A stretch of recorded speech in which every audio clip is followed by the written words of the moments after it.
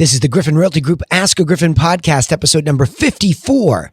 We continue in our agent plan with a question: have you set your financial target?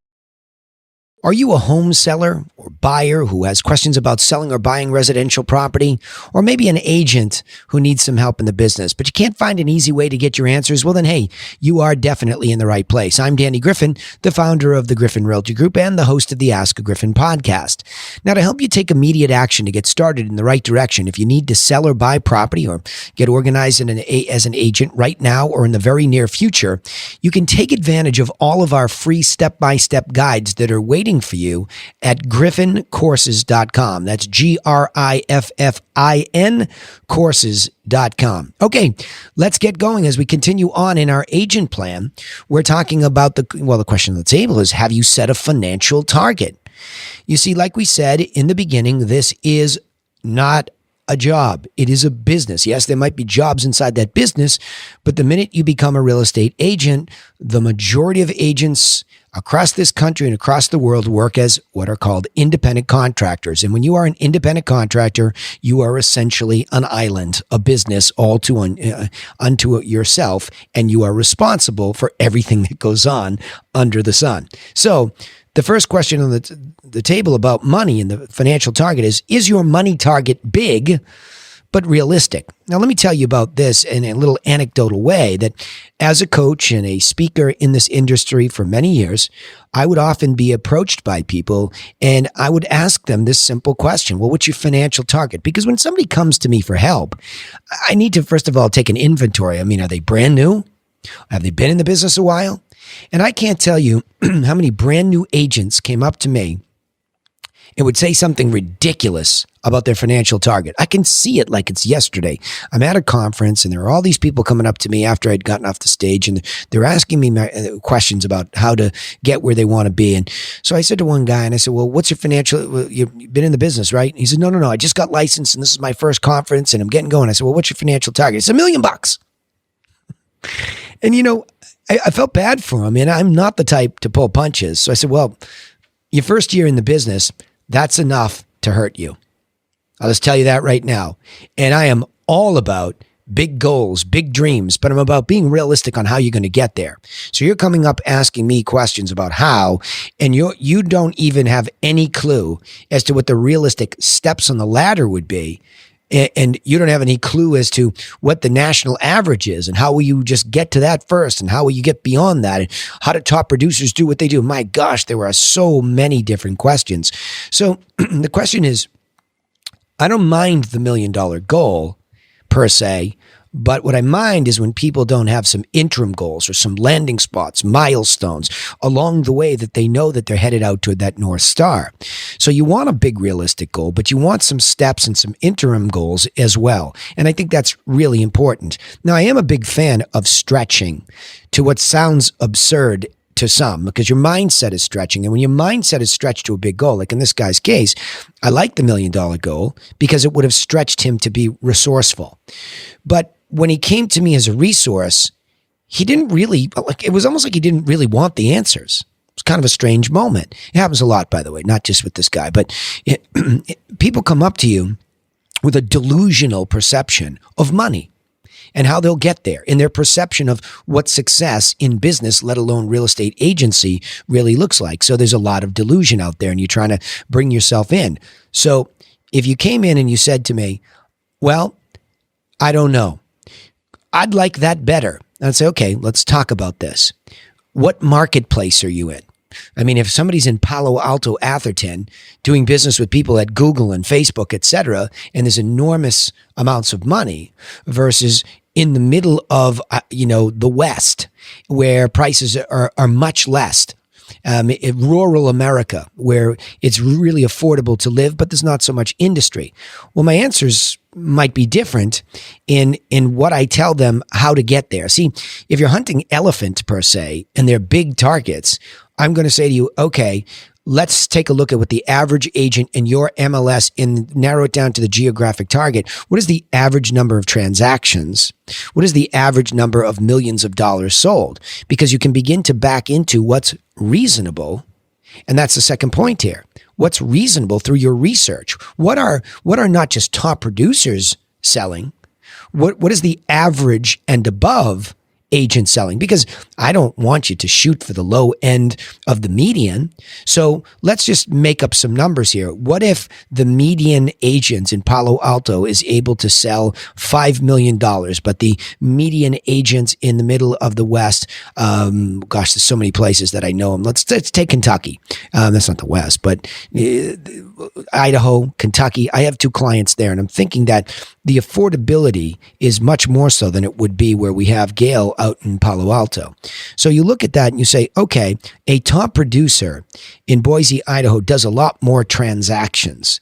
So what does that look like? Can they even get to the 5 million, or does a top producer or median and above, what does it look like? Is it 3 million? So by just doing some research, we get a feeling for the marketplace. It would be very similar to an agent going in to do research on a seller.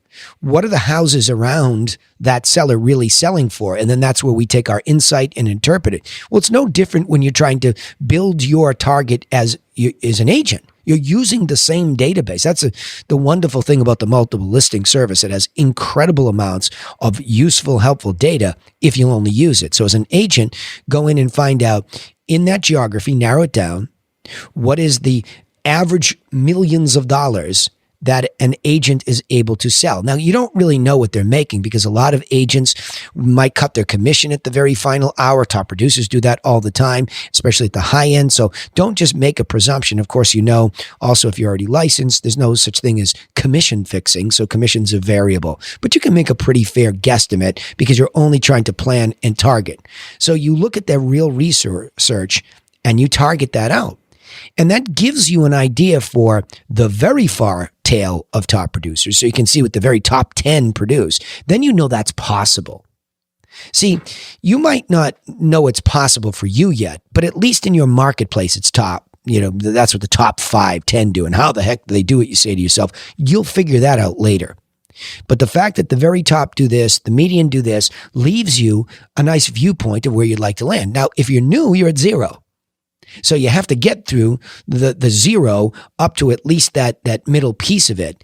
And at least you have a target goal. And so in other words, if you have 5 million and the average sale or median sale that you're going off of is 500,000, you get the point.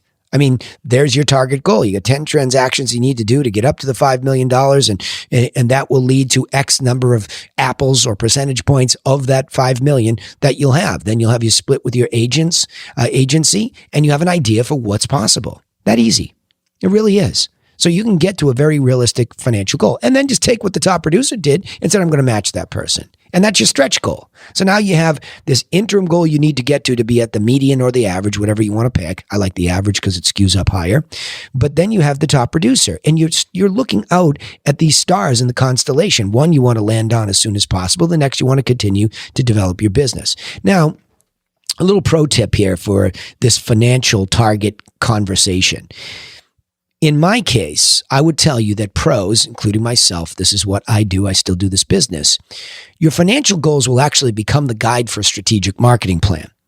And see, this is why early on in our agent plan series, we talk about the basics of a business, very basics of a business, right? That it is a business, not a job, and you need a gross commission goal because that's the top line in your business.